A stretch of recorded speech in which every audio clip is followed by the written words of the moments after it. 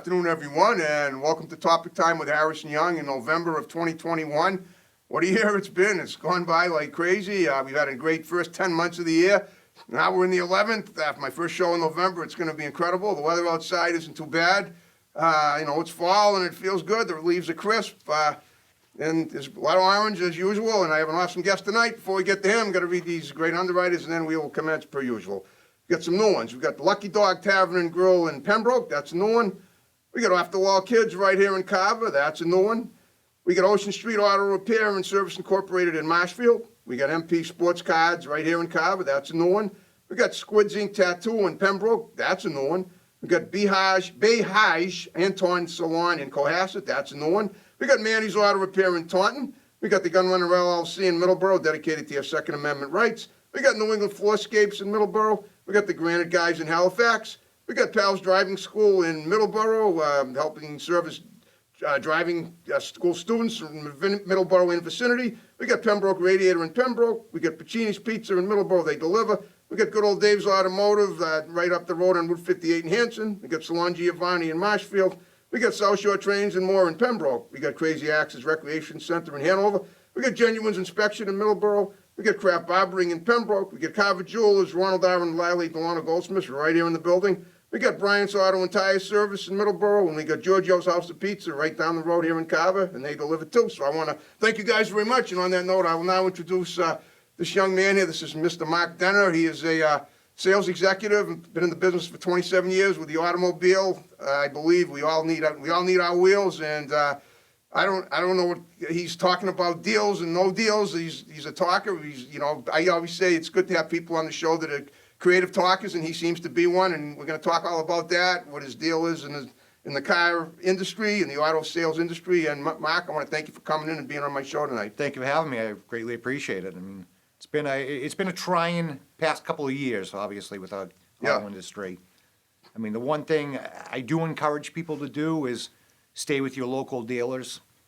I mean, as opposed to like national dealers. The national dealers. I mean, the way things are going right now in the industry, which is unfortunate, there's a lot of dealerships that are taking advantage of the consumers. Yeah. That's going to be in no one's best interest. Okay. The biggest thing about any business, car business more so, is having your customers return. You want that customer retention. Right. With what's going on with some of these other dealerships now, with charging customers $4,000, $5,000, $10,000 over MSRP. Okay, what is MSRP exactly? That stands for manufacturer's suggested retail price. That's your Monroney label, yes. The sticker you have on the car. Right. I mean, typically, the manufacturers have rebates. The dealers will discount vehicles, and it behooves you to obviously negotiate the best price. Love that word, behoove. And, okay. Especially with trades too. But what you're running into now is just with the supply chain shortage, with the lack of the microchips, as you're hearing, I'm sure, on TV and everything. Yeah, what exactly the microchips? How did they benefit car sales before? So what happens is any typical vehicle has between 150 and 175 microchips. What that means is that controls everything from your power steering to your navigation to all your enhanced safety features. Okay. And because of the shortages with Taiwan and China, they haven't been there. So whereas a typical dealership might have 150, 200 new cars in stock, okay, most dealerships have 5 to 25 cars. So that's the other part that's driving the cost up to the consumer. okay, Then you have the used car side of it, because there's no new cars to be sold, there's not many trade-ins coming in. okay, And then you have, your larger car companies, your CarMax, your Vrooms, Carvana that you see on TV. They'll pay you all this money for your vehicle, which is great. And customers and the consumers are getting more money for their vehicles. But the problem is now you got rid of your vehicle, what are you going to replace it with? okay. Well, that's where you come in, right? That's typically where we come in. But again, with the problem you have with inventory levels is, cost to consumer is higher because we're paying more money at the auctions. Okay. We're forced to That's right. Every because I do a lot of business with car dealers, Mm-hmm. and I do auctions. So that's basically these are online auctions where you bid on cars for other dealers around the country, right? Correct. Okay. I mean, there's a couple of local ones. You have big ones like Quincy Auto Auction. Yeah. You have Dighton, Yep. Manheim, Odessa in Framingham. But with the lack of inventory, it's very, very difficult at this point. So What I encourage people to do is if you don't need a car right now, wait. Okay. And I hate to say that because I'm in the business, but It sounds like you're honest. I mean, you're not a flim-flammer. yep. I mean, my Or are you? No, I'm just kidding.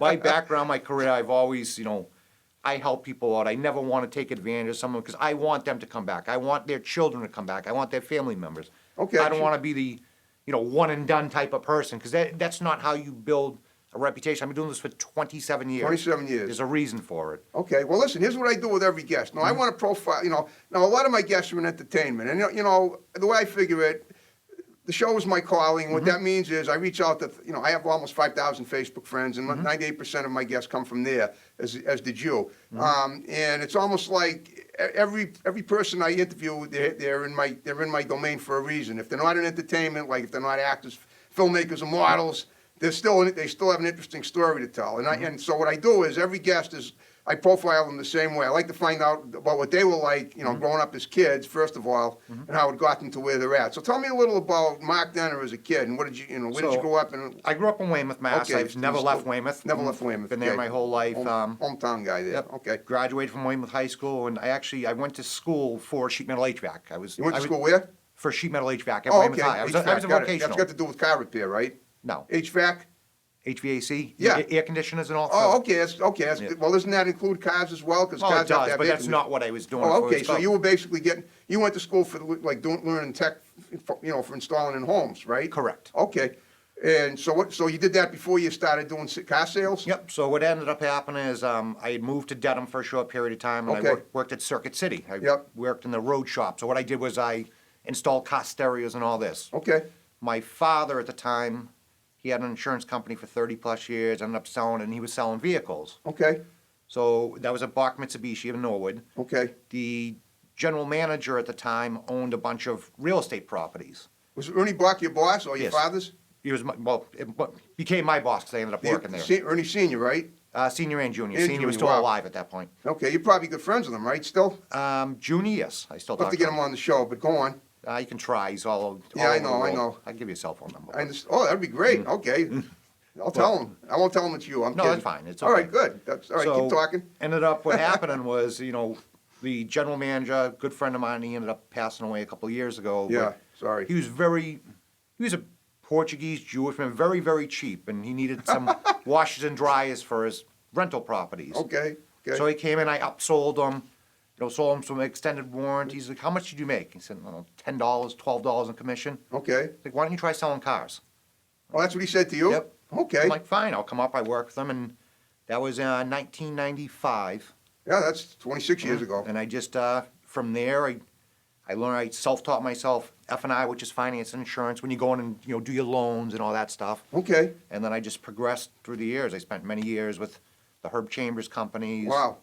And Who was a competitor of Ernie Bach? Yep. Okay. I worked for I Quirk. often hear the rumor that Herb Chambers kind of like lucked into his success, whereas one of them lucked in and the other one had to work for it. Which one was which? So Herb actually started A Copy, which is a copy machine company years Okay. ago. He ended up selling it to his cousin. Okay. Then he bought his first dealership down, a Cadillac dealership in Rhode Island, Okay. and he just, made his name. I mean, Okay, so he really, all right, I'm not saying, yeah, listen, I'm just seeing I'm just Yeah. repeating what I hear in the, Yeah, no, in he the was a, grapevine. listen, he was a great boss. His son's one of my best friends. I Oh, mean, cool.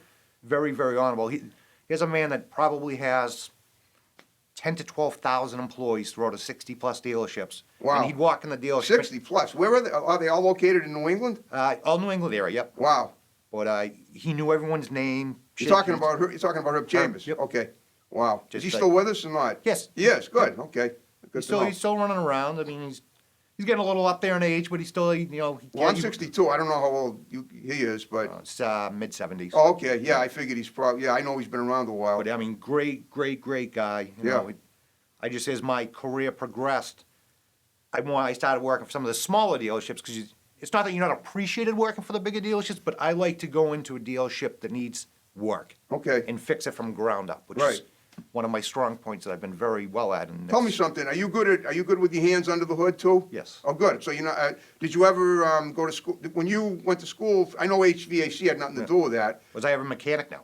Oh, you were not, okay, you never No. learned anything about, but you just sort of taught yourself a Taught little. myself and just spending time. Yeah. When you're running a dealership, you have to be in the sales department. You have Right. to be in the parts department. You have to be in the service department. Just watching things. You know. Right. My grandfather was very good with his hands, and just it's part of my blood, I guess, to say the very least. And Yeah, okay, that's good. I mean, because, I mean, the way I figure it, I mean, a lot of times, I mean, I mean, I'm speaking from my own personal experience. The dealers that I've gone to so far have been idiots when it comes to servicing my car. All right, and what I mean by that is this. So, and I'm going to name them. I don't, you know, I mean, ordinarily I wouldn't name somebody, Yep. but I'm pretty aggravated. This really pissed me off. So Okay. I got a Subaru Impreza at Planet Subaru in Hanover, Yep. and I know you know that dealer. very familiar with it. So my sun visor broke off, right? Both of them did. I went in there one day and I said, hey, my sun visor broke off, can you fix it? And he says, well, we gotta order the screws. And I'm like, what do you mean order the screws? Don't you have them installed? No, we gotta order them. Well, guess what? They know, I mean, I was so mad, I just said, you know, I just basically took a piece of tape and taped it to the windshield. And I said, you know, Yep. I'm not gonna swear, but you Yep. know what I'm saying, I Yep. wanted to. And I just never went back there. And now the car I got was from a dealer in Metro West. My father helped me get it because the car that I had finally, you know, kicked the bed, you know what I mean? Yep. So I had to get rid of it anyway. But the idea of when you go, that's why I much prefer if you get speaking as a consumer myself, my opinion is that you're better off making friends with a good mechanic that's not the dealer. I mean, you tell me, what do you think Okay, of so that? Unless you're somebody that's above that, and maybe you I are. agree with you to a point. The Okay. problem you're gonna have is with right to repair, which is a law that I've been trying to work on in Massachusetts. A lot of these parts and vehicles, when it comes to electronics, is proprietary to the dealerships. Okay, what do you mean? You mean they can't, you mean nobody but the dealer can fix them? That's the law? It's, well, right to Well, repair. first of all, the sun visor has nothing to do with. No, I'm just saying in Right, general. okay, But the right to repair, so for instance, your electronics, yeah, there's tools that we have to buy from General Motors or whatever that cost us anywhere between $5,000 and $20,000. And it Okay. might be for a one-time repair. Whereas the small local mechanics don't have access to those tools. And well, is that the law that says they can't? as of current, yes. Why? Because It's the stupidest law I ever heard. Joe Smith Motors, Yeah. okay, is not gonna spend $20,000 for a tool. So why is me being Joe's GMC? Like why what we should- were just talking about, like my sun visor. Well, So- Sunvisor is something different. That's, Okay. when it comes to simple mechanical stuff, yeah, use your local mechanic. I mean, Oh. it's great. And you're gonna, instead of paying, typical prevailing rate at a dealership is anywhere between $100 and $150 an hour. Okay, Whereas, you know, if you have Joe's Mechanic down the street, he might charge you $50 to $60 an hour. So yes, it makes sense Oh. if you have that type of good relationship. Right. But when it comes to major mechanical problems, Yeah. I always advise to go to the dealership. go to the dealer, okay. Because the other thing is, if you start playing with electrical problems and your local mechanic does something, you may void your warranty. Then Oh, you're, okay, then yeah. you're gonna have a whole other problem. That's true, but now the warranty, I mean, all right, doesn't it also depend on whether or not, when something screws up in a car, whether or not the warranty is covering it or not? Obviously, it all depends on how long it is. Correct. Usually, I 3 guess. years 36, 5 Yeah, years usually 60. usually it's yeah. a 3-year warranty. Mm-hmm. That, all the cars I've gotten has pretty much been that deal, it's a 3-year warranty. It's almost like they know when your car's gonna break, and just on the 37th month, that's Well, what happens. there's actuaries that get paid a lot of money to devise how the warranties come out. It's insurance. It's like I know, nothing of course it is. And speaking of insurance, how, as far as dealing with customers, do you help them decide what's the best insurance company? I know maybe that's a stupid question. With the insurance on the auto industry or the auto insurance side of it, no, we don't get involved in that. It's kind Okay. of a conflict. Oh, it is, So- okay. I mean, we all see those Geico commercials Yep. on TV and those Progressive commercials, and we, you know, all we can say 15%, you know, because they'll do something like stupid in a horror movie, you know what I Yeah. mean, right? No, listen, I've been around that a long time Right, too. right. It's just- So I'm just wondering if that isn't, if the dealers have any, I mean, because when a customer, first of all, isn't it your obligation as a dealer to make sure that when a customer buys a car, that he or she is properly insured? Has to be, yes. It is, so that's your legal obligation, So right? it is, I mean, what happens is part of when we write an auto loan for someone, Yeah. part of us getting paid and funded from the bank is they have to have proper full insurance. Right. When someone pays cash, you can have lower insurance, but we will not release a vehicle without an insurance binder showing that they have insurance, because we could be liable. Right, of Someone- course. Should something That's- happen. Of course you could. And what about the deductible? How is that determined in each case? Is it all different? That's between the consumer and And, their okay, and insurance. his own insurance company. I I mean, get there's it. a lot of great local insurance companies around here. I usually tell people to stay away from those larger companies because there's a lot of fine print. You know, you Yeah, say yeah, there's- Geico's and Progressive, for instance. If you don't read your policy, Yeah. your glass coverage isn't included. Whereas in Massachusetts, your Glass coverage isn't included? With Well, the- I heard that glass was an act of God, meaning that if you went, and it happened to me once, my windshield broke, and I went to T&J Glass Repair in Easton, which they're not there anymore, and they replaced the windshield for free. That's Yep. like the one thing that the insurance covers, 100%. Yeah, in Massachusetts it should, but when you go with these larger, the Progressives, the Geicos, the larger companies, Really? it's fine print. And then the other Wow. thing you'll see with the, Wow. the Geicos and Progressives, oh, my policy's so cheap. Okay, but there's you're not obviously reading. catch. It's a 6-month policy. It's not a 1-year policy where Massachusetts is typically 1 year. Okay. So it's just small stuff that I always advise my consumers and my customers. Just whenever you make any decision, even when we're underwriting a loan for a customer, I depend on the dealerships. I think between 12 and 20 banks. I'm going to try to get you the best interest rate based on your credit, based Right. on the terms, based on equity. There's a lot of different factors that people don't understand. But we're not out for the most part to just rob and pillage people. There are some dealerships Oh, I know. that do try that. Of course. I mean, I'd recommend, on the South Shore. And I'm not saying that Planet Subaru was out, but just the idea that you can't get a simple part on, on any given day, and that, that you drive in there just to fix your, I mean, you really do need a sun visor. There's, Yeah. every day you're driving home in the western Yeah, sky, especially around the sun's 4 to 6 glaring in your o'clock and- face. So I literally, until my car crapped out, I was doing this for 3 years. I know that sounds, but that's me. I know I'm slow Yeah. about some things. I admit it. All right. Well, so tell me about where's your dealer? Is it in Weymouth? No, Where are you so now? I'm currently in between things. I had a family situation I had on Florida, but I spent many years with Herb Chambers. Yeah. Tracy Cadillac Chevrolet in Plymouth. I spent 4 years there. Very good dealership. What about Mastria? Mastria, I know the owners. Rick Mastria is a great guy. he does good commercials. Yep. I've definitely seen He's those. kind of semi-retired now. Rudy Brito is running everything for him. Okay. McLaughlin Chevrolet, Yeah. another local dealership. On Whitman. Ed Cushion over there, Yeah. very, very good friend of mine. Okay. Obviously, Marty Chevrolet, Marty Buick GMC. I spent years with them. Okay. Christina Wow. Alejandro does a lot for the community. Great, great woman. I mean, I'd highly recommend them. So, I mean, Okay. You're recommending people, but Yep. I'm wondering now, have you ever been self-employed as a dealer yourself? Yes, and I was partners in a used car dealership years and years ago. Okay. But- For how long? Did that on and off about 4 years. Okay. Why did you? What happened with that? Requires a lot of capital. I mean, Oh, yeah. a lot of capital, and Okay. so it just. I guess you were only there for 4 years out of the 27 that you've been involved in the car sales industry. So obviously it wasn't something you were going to continue long enough. No, I mean, I honestly, I'd rather work for somebody else and let Oh, you them would? run. Okay, that's I fine. mean, Yeah. you make- a typical dealership on a new car dealership with your floor plan, which just like a consumer, dealerships finance their cars. Right. Typical dealership, your floor plan is on a running average about $10 million. Okay. So- Trying to comprehend those figures. Now, I heard that if you work for a decent car dealership, and by that I mean like a nice new car dealership. I actually applied for a job in Quincy once. No, what happened? No, it wasn't that. I actually years ago, I wrote a book and I went around selling it. That was my creative forte in the 90s, and that's what I did in the early 2000s. And I went into some car dealerships, and I was pretty good at selling the book. I mean, I sold thousands of copies, not like Stephen King, but one time I went into a car dealership, I think it was out in Western Massachusetts, Concord or Acton, one of those upscale towns. And the guy said to me, you're pretty good at selling stuff. You ought to work in the car sales industry. You can make $100,000 a year. Is that true? Is that? Oh, that's very true. I mean, Wow. and they just with everything that's happened with supply chain stuff. In the past year, Because that was 20 years ago. I mean, past year, I've been paying salespeople between $10,000 and $20,000 a month. Wow, that's all commission, though, right? Yeah. Well, all right, let me ask you this. Let's Okay. say somebody sells let's say a 2014 Subaru Impreza, for $8,000. How much commission do they get? Well, depending on the dealership, I mean, the average commission rate right now is between 20 and 30%. So whatever the cost of acquisition is to the dealership, Yeah. plus whatever repairs they do.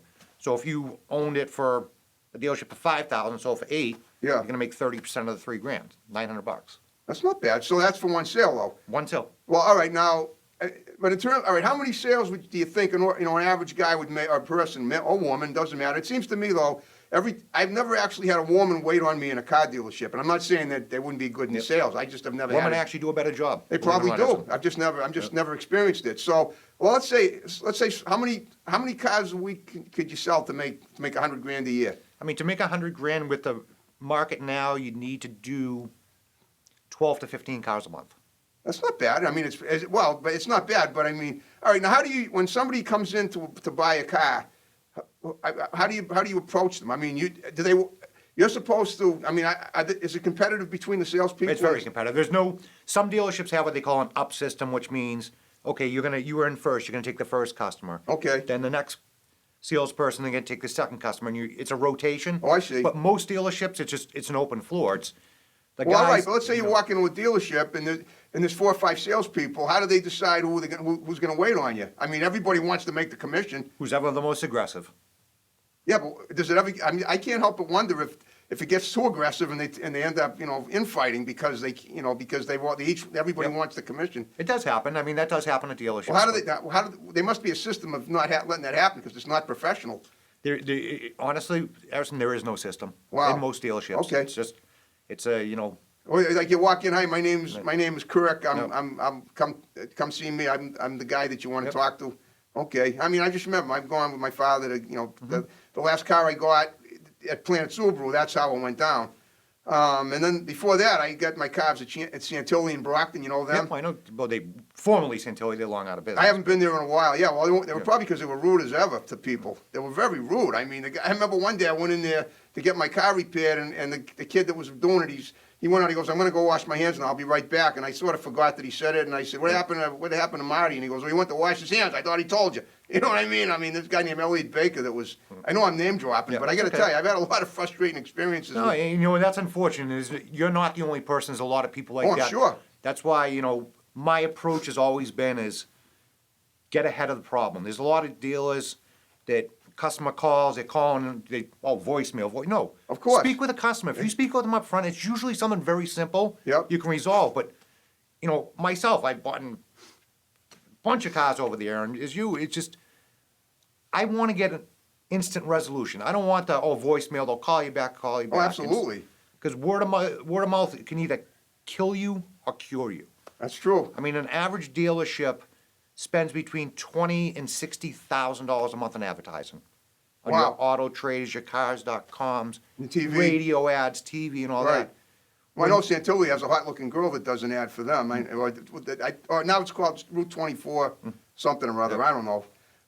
Okay, well, so I'm trying to think. So what happens when somebody comes in to buy a car, and they know you all know. You said it's rotation most of the time, and you go up and you just go up to them and say, "Hi, I'm so and so. What are you looking for today?" Or is it, usually that they go to the desk and they say, "I'm looking for such and such a car," and And the worst thing as a manager, I'll tell you, is if I have a customer that makes it to my desk, Yep. there's going to be a problem. There's going to be a serious problem because a typical sales force is, depending on the size of the dealership, anywhere between 8 and 30 salespeople. Okay. So if they can make it through the door, through the showroom to me, and none of you has helped them out, yeah. there's going to be some discussion. Okay, but they got to figure out. All right, we Yeah. discussed. Well, guess what? We're down to the final 5 minutes of the Yep. show. So I mean, the most important thing is when you walk in dealership, you want a proper meet and greet. Right. Okay, you want that sort of warm hand, fuzzy handshake. But more importantly than that, it's sitting down with the customer Yep. and actually finding out what their needs are. Okay. A lot of people will just throw someone in the car. No, you want to find out what they really need. Is it safety? Is it We all need safety. Is it space? Is it fuel economy? Okay. And a lot of the people these days, they don't do that. They just I want to sell the car and get it to customer. No, it should take. You should spend at least an hour with that customer. Oh, cool. Yeah, that figure sounds out about what, right. That way, what they way want to do. they know you're not trying to just Yeah. flim them through a sale. One last question. Yes. What about snacks? I mean, you know that Seinfeld episode where George wanted to eat and there was no donuts left, and then Putty was, I don't know if you watch Seinfeld, but I have. Yeah, but I'm just wondering, is that somehow I got to tell you, I walk in. One good thing about a car dealer is it always smells nice. And you get popcorn and stuff to eat and a TV going. I mean, it's almost like a home away from home. That's good to have, don't you think? In a Of course it car is. You know the reason why we do that? Because you want to have a good atmosphere and, Well, that's part of it, but you also don't want the customer saying, I'm hungry, I'm gonna go to lunch and I'll come back. okay, So that's why you have your snacks. That's why you always offer them water, coffee, donuts, whatever popcorn. whatever the case may be. Oh, it smells so good in those dealerships, I admit. All right, well, like I said, we're down under 5 minutes, so what I want you to do is look at the camera, give shouts out to people, they're gonna see the show real quick. You can start with Ernie Bach, Herb Oh. Chambers, and your wife, and whoever else, and then we'll wrap it up. Well, obviously, my wife, Capri, she's the best. Like I said, local dealerships, I strongly recommend Marty Chevy Buick GMC, Tracy Motors, Prime Auto Group, which is gonna become a new deal, Group One Automotive, but I've worked there for years, they're great people. McLaughlin Chevrolet, All the people you mentioned during the interview. but it's, other than that, I mean, I appreciate the time to sit down with you, Harrison. It was Oh, I great, appreciate it too. great conversation. Well, the other thing is too, like I said, if you can get me any good interviews, feel free, you got my digits, Yeah. with somebody like Ernie or anybody else that has an interesting story to tell. I get a lot of guests through word of mouth, and that's basically how it works. And I'd be more than happy to do that for you. I All right, appreciate Mark, it. you did a great job with me, so you ready to wrap the show up the way we began? Definitely. All right, folks, thanks for watching Topic Time. More great episodes to follow. See you next time. Take care. Have a good one. Bye-bye.